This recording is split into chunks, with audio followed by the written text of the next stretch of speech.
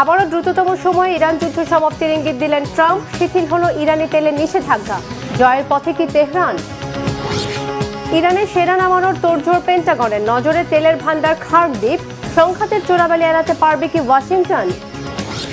ঈদ ও নওরোজ উপলক্ষে যুক্তরাষ্ট্র আর ইসরায়েলের স্বার্থে ইরানের প্রতিশোধের তাণ্ডব। কেমন ক্ষয়ক্ষতি হলো ইসরায়েলের? হঠাৎ সুর নরম করে প্রেসিডেন্ট ট্রাম্প জানান, ইরানের সামরিক অভিযান গুটিয়ে আনার কথা ভাবছে তার প্রশাসন। একই সাথে বিশ্বজুড়ে বেড়ে চলা জ্বালানির দাম নিয়ন্ত্রণে রাশিয়ার পর এবার ইরানের তেলের উপর নিষেধাজ্ঞা 30 দিনের জন্য শিথিল করেছে যুক্তরাষ্ট্র। হঠাৎ কেন এই পরিবর্তন ট্রাম্পের? যুদ্ধে কি তাহলে জয় হচ্ছে ইরানের? ডেস্ক রিপোর্টে আরো জানাচ্ছেন রিফাত জামান। শেষ হতে যাচ্ছে ইরান যুদ্ধ। আসছে 4 থেকে 6 সপ্তাহের মধ্যে ইরানের সেনা অভিযান গুটিয়ে আনতে পারে আমেরিকা। টানা 22 দিন ধরে চলা বর্বর আগ্রাসনের পর শনিবার ইরানের সামরিক অভিযান শেষ করার ইঙ্গিত দিয়েছেন মার্কিন প্রেসিডেন্ট ডোনাল্ড ট্রাম্প। বলেন, ইরানে লক্ষ্য পূরণের খুব কাছে রয়েছে আমেরিকা। একই সাথে ইরানের তেল বিক্রির উপর নিষেধাজ্ঞা সাময়িক সময়ের জন্য শিথিল করেছেন। প্রশ্ন আসে, হঠাৎ কেন ট্রাম্পের সুর নরম?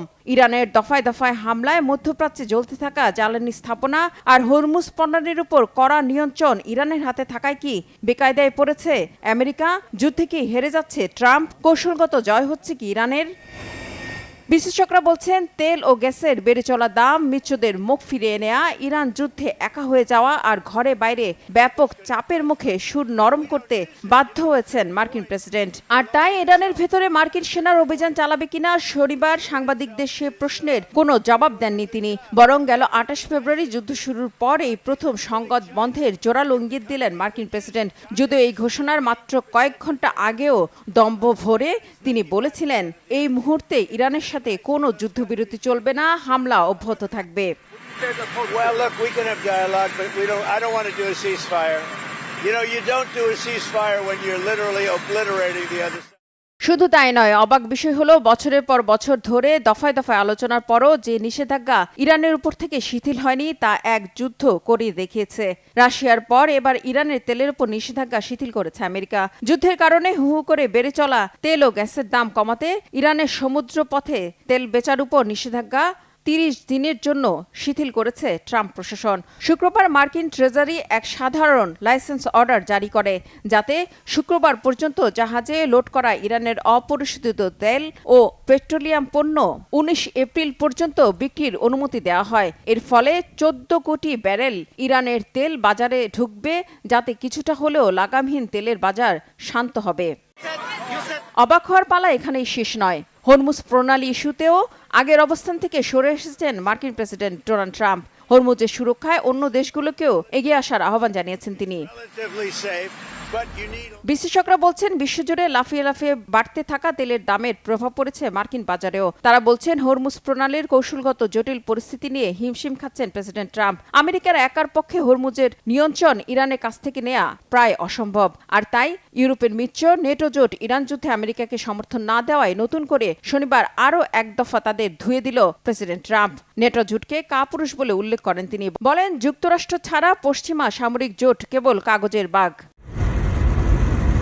বিশেষজ্ঞরা বলছেন, ট্রাম্পের সুর নরমের এই পরিবর্তন থেকে বোঝা যায় ইরান যুদ্ধ নিয়ে তিনি হতাশ হয়ে পড়েছেন। এই যুদ্ধ কেবল ইরানের নয়, ক্ষতির তালিকা দীর্ঘ হচ্ছে আমেরিকাতেও। বাড়ছে যুদ্ধ শেষ করার জন্য ঘরে বাইরে চাপ, বাড়ছে আর্থিক ক্ষতি। তবে শেষ পর্যন্ত ট্রাম্প কোন পথে হাঁটবে, যুদ্ধ শেষ করবে নাকি দীর্ঘ করবেন, সেটাই এখন বড় প্রশ্ন।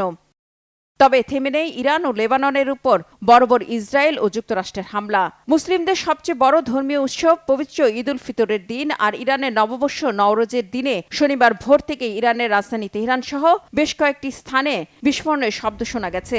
সেখানে বিমান হামলা চালিয়েছে মার্কিন ও ইসরায়েলি জোট বাহিনী। বিমান হামলা হয়েছে ইরানের ঐতিহাসিক ইস্পাহান শহরেও। এছাড়া উত্তর ইরানের কিয়া শহর প্রদেশের দস্তাক গ্রামের একটি আবাসিক এলাকায় হামলা চালিয়ে 2 জনকে হত্যা করেছে জোট বাহিনী। হামলা হয়েছে ইরানের বন্দর আব্বাস বিমান ঘাঁটিতেও। একই সাথে লেবাননেও চলছে ইসরায়েলি হত্যাযজ্ঞ। শনিবার ভোর থেকে লেবাননের রাজধানী বৈরুতে হিজবুল্লাহ যোদ্ধাদের লক্ষ্য করে দফায় দফায় বিমান হামলা চালিয়েছে ইসরায়েল। দক্ষিণ লেবাননের বিন্ট জেবেইল এলাকার গান্দুজিয়া শহরের একটি বাড়িতে হামলা চালিয়ে 1 জনকে হত্যা করেছে ইসরায়েলি বাহিনী। এতে আহত হয়েছে আরও 2 জন। হামলা জোরালো করতে সীমান্তবর্তী এলাকাগুলোতে নতুন করে ভারী অস্ত্রসহ ট্যাঙ্ক মোতায়েন করেছে ইসরায়েলি বাহিনী। অন্যান্য দিনের মতোই কড়া জবাব দিচ্ছে ইরানও। শনিবার ইরান থেকে ৩,৮০০ কিলোমিটার দূরের যুক্তরাষ্ট্র ও যুক্তরাজ্যের যৌথ সামরিক ঘাঁটি দিয়াগো গার্সিয়ায় দুটি মাঝারি পাল্লার ব্যালিস্টিক মিসাইল হামলা চালিয়েছে ইরান। এছাড়া ইরাকের রাজধানী বাগদাদ বিমানবন্দরের কাছে থাকা একটি মার্কিন কূটনৈতিক স্থাপনায় ইরানের ড্রোন হামলায় ভয়াবহ আগুন ধরে যায়। বহুদূর থেকে দেখা যায় সেই কালো ধোঁয়ার কুণ্ডলী। এছাড়া রাজধানী তেল আবিব সহ ইসরায়েলের বিভিন্ন শহরে ব্যাপক মিসাইল হামলা চালাচ্ছে ইরান। ইরানের সমর্থনে প্রতিশোধ আঘাত হানছে হিজবুল্লাহ যোদ্ধারাও। ইসরায়েলের ভূখণ্ডে একদিনে রেকর্ড সংখ্যক ৫৫টি হামলা চালানোর দাবি করেছে লেবাননে হিজবুল্লাহ যোদ্ধারা। ইরানে নতুন করে চালানো ড্রোন ও মিসাইল হামলা ঠেকিয়ে দেওয়ার দাবি করেছে সৌদি আরব, কুয়েত ও ইসরায়েল। সৌদি আরব জানিয়েছে শুক্রবার রাতভর ২ ঘণ্টায় তারা ইরানের ৮টি ড্রোন ও মিসাইল আটক ও ধ্বংস করেছে। এদিকে মার্কিন প্রেসিডেন্ট ডোনাল্ড ট্রাম্প ইরান যুদ্ধ শীঘ্রই সমাপ্তির ইঙ্গিত দিলেও উদ্বেগ বাড়াচ্ছে যুক্তরাষ্ট্রের প্রতিরক্ষা দপ্তর পেন্টাগনের নয়া তৎপরতা। আকাশ ও জলপথে হামলার পাশাপাশি এবার ইরানের মাটিতে কয়েক হাজার স্থলসেনা পাঠানোর ছক কষছে পেন্টাগন। মূল লক্ষ্য ইরানের পরমাণু ভান্ডার ও প্রধান তেল কেন্দ্র খার্ক দ্বীপ দখলে নেয়া।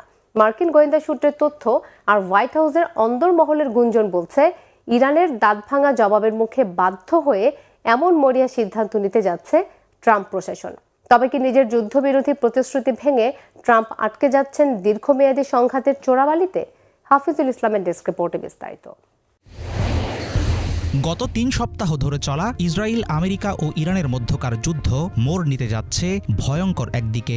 এতদিন লড়াইটা আকাশ আর সাগরে সীমাবদ্ধ থাকলেও এখন ইরানের মাটিতে হাজার হাজার মার্কিন সেনা নামানোর গোপন ছক কষছে প্রেসিডেন্ট ডোনাল্ড ট্রাম্পের প্রশাসন। হোয়াইট হাউসের অভ্যন্তরে চলা এমন গুঞ্জনের আনুষ্ঠানিক কোনো তথ্য এখনও সামনে আসেনি। তবে বিশ্লেষকেরা বলছেন সামরিক কৌশলের অংশ হলেও এই পদক্ষেপ ট্রাম্পের রাজনৈতিক ভবিষ্যতের জন্য হবে বড় পরীক্ষা।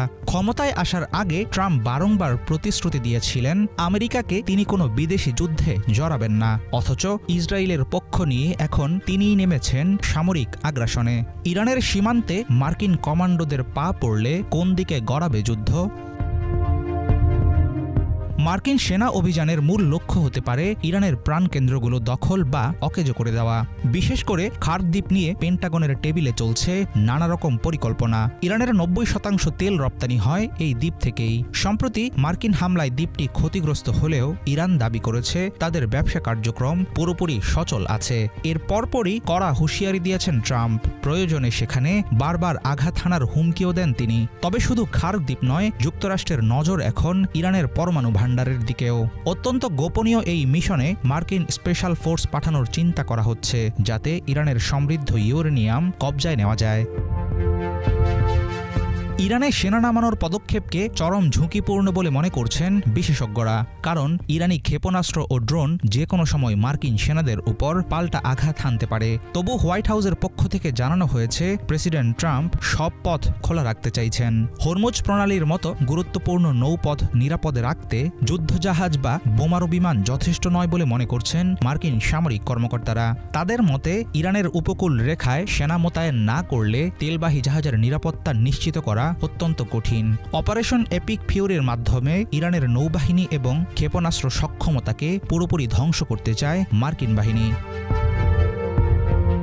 গত ২৮ ফেব্রুয়ারি যুদ্ধ শুরুর পর থেকে যুক্তরাষ্ট্র প্রায় ৮,০০০ হামলা চালিয়েছে। ওয়াশিংটন সংশ্লিষ্ট সূত্রগুলোর দেয়া তথ্য অনুযায়ী এর জেরে ধ্বংস হয়েছে ইরানের ১২০টিরও বেশি জাহাজ। প্রেসিডেন্ট ট্রাম্পের বড় বড় কথার পরেও সাধারণ আমেরিকানদের মধ্যে চলমান যুদ্ধ নিয়ে রয়েছে বড় ধরনের অসন্তোষ।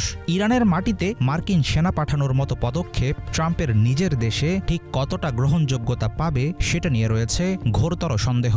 কিন্তু মধ্যপ্রাচ্যের বর্তমান পরিস্থিতি বলছে ইরানি সামরিক শক্তির মেরুদণ্ড ভেঙে দিতে মরিয়া হয়ে উঠেছে পেন্টাগন। আকাশপথের লড়াই শেষ পর্যন্ত স্থলযুদ্ধে রূপ নিলে ওয়াশিংটন পড়বে দীর্ঘমেয়াদী এক সংকটে। হাফিজুল ইসলাম, বাংলা ভিশন। পাল্টাপাল্টি হামলার ২২তম দিনে ইরানের নাতানজ পরমাণু কেন্দ্রে হামলা চালিয়েছে যুক্তরাষ্ট্র আর ইসরায়েল। হামলার পর তেজস্ক্রিয় বিকিরণের কোনো আলামত পাওয়া যায়নি বলে নিশ্চিত করেছে তেহরান। এদিকে ঈদ আর ফার্সি নববর্ষ নওরোজ উপলক্ষে আগ্রাসনবাদীদের অর্ধশতাধিক লক্ষ্যবস্তুতে ধারাবাহিক হামলা চালানোর দাবি করেছে ইরানের ইসলামী বিপ্লবী গার্ড বাহিনী আইআরজিসি। কেমন ক্ষয়ক্ষতি হলো এবারের হামলায়, হিজল জুবারের ডেস্ক রিপোর্টে দেখব বিস্তারিত। যুদ্ধের মধ্যেই ২১ মার্চ ইরানে একসঙ্গে উদযাপিত হচ্ছে পবিত্র ঈদ উল ফিতর ও নওরোজ। এই দ্বৈত উৎসবের সূচনা লগ্নেই দেশটির ইসলামী বিপ্লবী গার্ড বাহিনী IRGC অপারেশন ট্রু প্রমিস 4 এর ৭০তম ধাপে যুক্তরাষ্ট্র ও ইসরায়েলের অর্ধশতাধিক স্থাপনায় ব্যাপক ক্ষেপণাস্ত্র ও ড্রোন হামলা চালিয়েছে। এক বিবৃতিতে IRGC জানায়, সর্বশেষ এই ধাপে মধ্যপ্রাচ্য জুড়ে মার্কিন ও ইসরায়েলি নিয়ন্ত্রণাধীন ৫০টিরও বেশি স্থাপনায় হামলা চালানো হয়। হামলার পরপরই লক্ষ্যবস্তু ও তার আশপাশের এলাকাগুলোতে শক্তিশালী বিস্ফোরণ, আগুনের শিখা ও ঘন ধোঁয়ার দৃশ্য দেখা গেছে। বিবৃতিতে বলা হয়, রমজানের সমাপ্তি ও ঈদুল ফিতরের প্রাক্কালে এই হামলা একটি নতুন আঞ্চলিক বাস্তবতার সূচনা। এ অভিযানে সৌদি আরবের আল খার্জ, সংযুক্ত আরব আমিরাতের আল ধাফরা, কুয়েতের আলী আল সালেম, ইরবিল এবং বাহরাইনে অবস্থিত মার্কিন ৫ম নৌবহরের সদর দপ্তর সহ অন্তত ৫টি মার্কিন সামরিক স্থাপনাকে লক্ষ্যবস্তু করা হয়েছে। IRGC বলে, এই দফার হামলায় কিয়াম ও এমাদ ক্ষেপণাস্ত্রের পাশাপাশি বিভিন্ন প্রজন্মের ড্রোন ব্যবহার করা হয়। ধারাবাহিকভাবে শত্রু শিবিরের ক্ষয় সাধনের যে কৌশল, তারই অংশ হিসেবে এ হামলা হলো। মার্কিন স্থাপনার পাশাপাশি ইরানের অ্যারোস্পেস ইউনিট, ইসরায়েলের হাইফা বন্দর ও তেল আবিবের আশপাশের গুরুত্বপূর্ণ এলাকাগুলোতেও হামলা চালিয়েছে বলে জানানো হয়। হামলার কবলে পড়া স্থানগুলোর মধ্যে হাদেরা, কিরিয়াত ওনো, সাভিয়ন এবং বেন আমিও ছিল। অভিযানে খোররাম শাহ 4 এবং একাধিক ওয়ারহেড সমৃদ্ধ কদর ক্ষেপণাস্ত্র ব্যবহারের কথাও জানানো হয়েছে। এসবের আঘাতে ইসরায়েলের একের পর এক শহর কেঁপে কেঁপে ওঠে। শত্রুর ক্ষয়ক্ষতি হয় পূর্বানুমানের চেয়ে অনেক বেশি। এসব হামলায় বেশ কয়েকজন আহত হওয়ার কথা জানিয়েছে ইসরায়েলি প্রশাসন। প্রভাবশালী সংবাদ মাধ্যম টাইমস অব ইসরায়েল জানিয়েছে, এ যাত্রায় ইরান ইসরায়েলের ৯ দফায় ব্যালিস্টিক ক্ষেপণাস্ত্র নিক্ষেপ করেছে। এর মধ্যে অন্তত ৩টি ক্ষেপণাস্ত্রে ক্লাস্টার বোম বা গুচ্ছ বোমাবাহী ওয়ারহেড ছিল বলে ধারণা করা হচ্ছে।